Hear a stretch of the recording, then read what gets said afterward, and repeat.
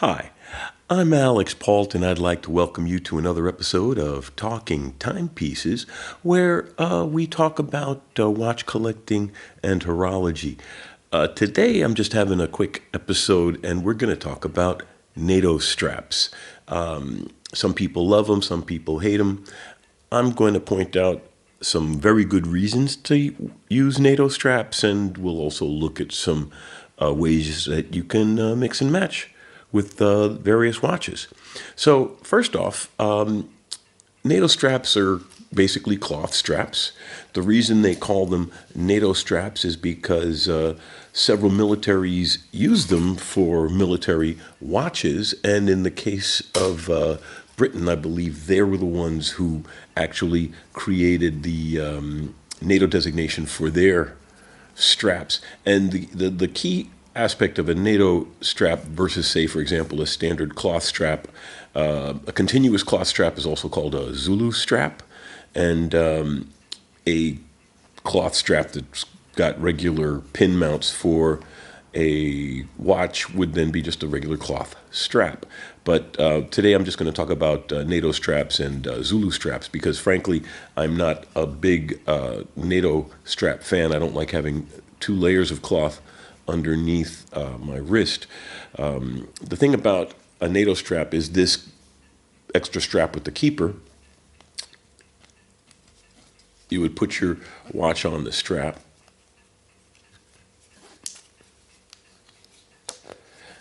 and then the strap passes through the keeper, and the watch is secured. Let me open this up a bit and slide it around. And there, it can't come off. It's secure, it's held on. If one pin goes, you don't lose the watch because the strap passes through both pins. As I said, I'm not a big fan of the keeper. The friction of the cloth is enough to keep the watch on for me when I'm not wearing it, and when I'm wearing it, obviously, it's being held against my wrist. So in the case of most of these, I've cut off and melted the end, and most of these are actually Zulu straps now, not NATO straps. Now, three important reasons that you should use a NATO strap, even if only occasionally. Number one, it lets you change up the look of your collection. If you only have one watch, you can put a red stripe on it when you're wearing something red. You could put a blue stripe on it when you're wearing something blue. Depending on the watch, you can do a lot with the straps. In the case of the Speedmaster is a known strap monster, they call it, because you can pretty much put any kind of strap on it and it will look good. Now, a black strap with gray stripes is called a James Bond because he wore a black strap with gray stripes. They had little red pinstripes in his, if I'm not mistaken, but the generic term for a black gray striped NATO is a James Bond. So now, as you see, it looks really nice on this strap. Now, maybe you don't want to change the look of your watch. Maybe you love the look of your watch. In the case of this Speedmaster, maybe you love the metal strap. Now, then comes reason number two to have a NATO strap. If you're thinking of resale, if you don't wear the metal strap, it doesn't get scratched up and you can sell the watch more easily.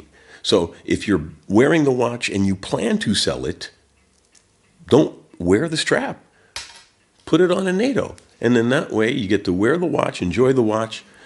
You wear out the strap, replace the strap, play with the straps, and then when you decide to sell the watch or on the special occasions when you feel like you want to wear the metal strap, you wear the metal strap and you're basically preserving the strap, or the bracelet in this case. You're preserving the bracelet for future use, either long-term future use. You don't get as much sag if you only use the bracelet once in a while, and you don't get the scratches if you only use the bracelet once in a while. And the NATO strap would then allow you a lot of flexibility in the way the watch looks. Now, let's go back to that Marie Lacroix. In the case of the Marie Lacroix, this is like a luxury sports watch. It's got a very clean design, beautiful piece. And it came with a leather strap, a very nice leather strap, in fact. This is the leather strap that came with it. I do notice the similarities in the clasp between the Omega and the Marie Lacroix, and they're both lizard of one type, or alligator or crocodile. But in this case, you've got the beautiful strap with the beautiful watch, but a leather strap does wear fast. And if you do have a leather strap and it's the factory strap and you do plan on selling, wear the NATO strap and you preserve the leather strap. If you just want to keep the strap looking good longer, wear a NATO strap and wear the leather strap only on special occasions. Now, let's look at a different one. A watch that's known for being on all kinds of different straps. It comes in metal. This one came with its leather strap. And the Navitimer is a really nice piece. And in the case of the Navitimer, I had a matching blue and black stripe NATO that I wear with it a lot. And as you see, it really does look sharp on the piece. Got a gray and black as well for this one, if I'm not mistaken. Yeah, there it is. See? And so, 2 NATO straps and a leather strap. And now I've got a variety of looks for the one watch. So NATO straps are very useful, and they preserve the factory strap or bracelet or band for either resale value or you just want it to last longer. So a NATO strap actually gives you that flexibility. So, and then, of course, another good reason to wear a NATO strap is a lot of people say, well, you know, this Omega Globemaster annual calendar is a pricey piece, and if people see it on my wrist, it might get cut off. I mean, that's usually thrown around with Rolexes, but my Explorers at the shop right now, or else I would use it as an example. In the case of the Explorer 2, there's the metal strap for there's the Oyster bracelet that I have for it, but again, it's in the box. I keep the Rolex on a NATO. Not all the time. Sometimes I put it on a leather strap. I also have a leather strap that I wear with some of these, and these are all 20 millimeters. That's the nice thing about 20s. You can wear them with a bunch of different watches. But the nice thing about NATOs is they don't cost a lot. They look nice on 4th of July, you wear a red, white, and blue strap. There are a lot of ways you can go. If you want it to be a little different look, you can go with a leather NATO strap. So, lets you change up the look of your collection, expanding your sartorial choices. It allows you to preserve the strap that came with the watch or the bracelet that came with the watch for either longevity or for resale. And the last reason is comfort. Depending on what weight the bracelet is, the edges, what weather you're in, a NATO strap is just a comfortable way to wear a watch. Even in this configuration as a Zulu strap, as it were, without the extra keeper strap, there is still a piece of cloth that goes between your wrist and the watch. So in one sense, if you don't like that feel, or if the watch has got some aggressive graphics, like for example, the old Omega wave dial Seamaster had a really aggressive pattern on the back that would actually leave a mark on my skin. And I liked wearing the NATO because it kept a piece of cloth between my skin and the back of the watch. Now, again, here, the strap is beautiful. The buckle is a deployant. It's a really nice bracelet. This bracelet costs $600. This strap costs $600 between the cost of the leather and the cost of the clasp. Now, assuming that I don't have to buy a new clasp and I just want to replace the alligator, we're still talking several $100s to replace this strap. And this one is a nice Bark and Jack strap, and it's still only like 20 some odd dollars. So it becomes a simple choice. Play with NATOs, have some fun, save your straps, have a comfortable fit, a good-looking presentation, depending on what your taste is in straps and in watches. But the bottom line is the NATO strap gives you a choice in style. It saves the straps and bracelets that come with the watch, and it is a comfortable wear. There's a reason that James Bond has his Rolex on a NATO strap in the movie Dr. No. He's in a tropical environment, and frankly, a NATO strap is more comfortable when it's hot.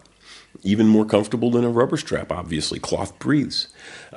Wristwatch check. I'm wearing my relatively recently acquired Mont Blanc Geosphere. I love this piece, and the only reason I don't put this on a NATO is the leather strap. This is so nice, and I want to break it in a little, and then I'll probably start switching it on and off with a NATO just to keep this in good condition longer.